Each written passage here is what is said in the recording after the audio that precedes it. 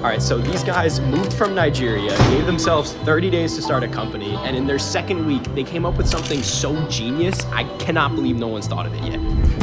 Yo, what's good, Tanner? How you doing? Hey, What's good, buddy?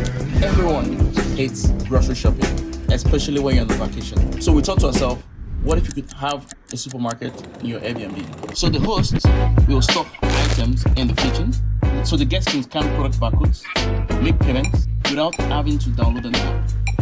That's fucking genius. How'd you guys like come up with this? So basically, we originally started this in Nigeria. Ladies and gentlemen, the winner, the one and only, Jump and Pop! Shoppers could go into a retail store and scan product barcodes and make payments. You know, the mobile self-checkout. And it was kind of slow getting retail stores to talk to us. Then we said, hey, why don't we just create our own retail stores? And that's what we did. In just 2 weeks, right now we're closing 500 Airbnb hosts. So we're trying to get 2,000 by next week. Scan, pay, stay. Oh, we've known each other for 20 years. I've been for like 20 years right now. That's great.